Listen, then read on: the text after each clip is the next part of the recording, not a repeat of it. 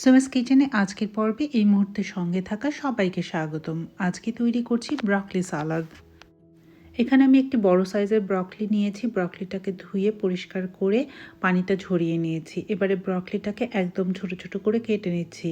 এটা যতটা সম্ভব ছোট করে কেটে নেওয়াই ভালো, এতে করে সালাদটা যখন বানাবো তখন ড্রেসিংটা খুব ভালোভাবে ব্রকলির সাথে মিশে যাবে। আমার চ্যানেলে এরকম অসংখ্য রেসিপি রয়েছে। আমার চ্যানেলের রেসিপিগুলো ভালো লাগলে আমার চ্যানেলটিকে সাবস্ক্রাইব করে পাশে থাকতে পারেন। রেসিপি নিয়ে কোনো প্রশ্ন থাকলে কমেন্ট করে জানাতে পারেন। পছন্দের রেসিপিগুলো শেয়ার করতে পারেন আপনার প্রিয়জনদের সাথে। আর আমার জন্য একটি লাইক করতে পারেন। আপনার একটি লাইক আমাকে অনেক বেশি অনুপ্রাণিত করে।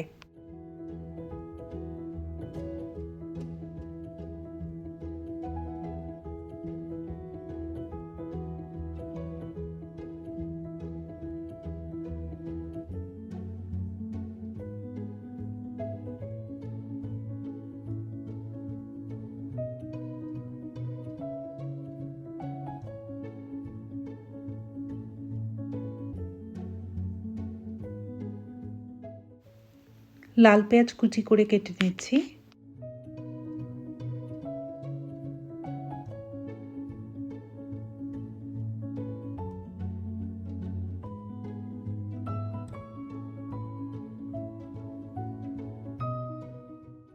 একটি ফ্রাই প্যান চুলায় বসিয়ে তার মধ্যে দিয়ে দিচ্ছি 1/3 কাপ পরিমাণে পাতলা করে কেটে নেওয়া কাঠবাদাম অথবা আলমন্ড।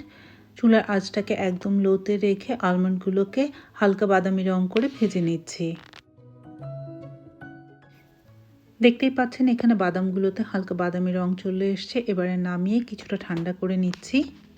ব্রকলির সাথে দিচ্ছি 1/3 কাপ পরিমাণে ড্রাই ক্র্যানবেরি, 1/4 কাপ পরিমাণে কিশমিশ, 1/3 কাপ পরিমাণে রোস্টেড পাম্পকিন সিড অথবা মিষ্টি কুমড়ো বিচি, 1/4 কাপ পেঁয়াজ কুচি, ভেজে ঠান্ডা করে নেওয়া কাঠবাদাম।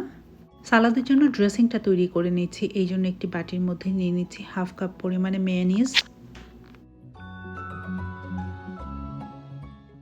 দিচ্ছি 1 টেবিল চামচ পরিমাণে লেবুর রস, 2 টেবিল চামচ পরিমাণে মধু। আপনি চাইলে মধুর পরিবর্তে চিনিও ব্যবহার করতে পারেন।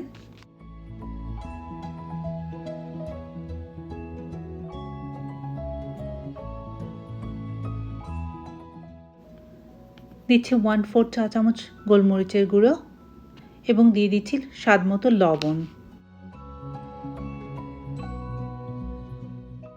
সব কিছুকে সামান্য মিলিয়ে নিয়ে এর মধ্যে আরও দিয়ে দিচ্ছি 1 টেবিল চামচ পরিমাণে ভিনেগার। এবারে সব কিছুকে খুব ভালোভাবে মিলিয়ে রাখছি।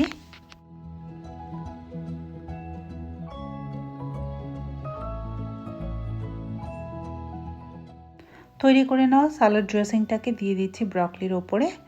সম্পূর্ণটাকে দিয়ে খুব ভালোভাবে মিলিয়ে নিচ্ছি। সব কিছুকে খুব ভালোভাবে মিলিয়ে নিলেই তৈরি হয়ে গেল। আপনি চাইলে এটা সাথে সাথে পরিবেশন করতে পারেন অথবা ভালো ফলাফলের জন্য এটাকে 1 ঘন্টা রেফ্রিজারেটরে রেখে তারপর পরিবেশন করতে পারেন। সালাদটা বানানোর পরে নর্মাল ফ্রিজে 2 দিন পর্যন্ত ভালো থাকবে।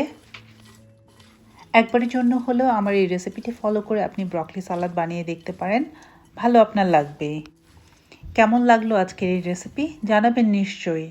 ধন্যবাদ সবাইকে আমার চ্যানেলটি দেখার জন্য। আবারও দেখা হবে নতুন কোনো রান্না নিয়ে সুমা's কিচেনে। ততক্ষণ পর্যন্ত একটা কাজ সবাই মিলে করি। আমি ভালো থাকি, আমার পাশের মানুষগুলোকে ভালো রাখার চেষ্টা করি। ধন্যবাদ।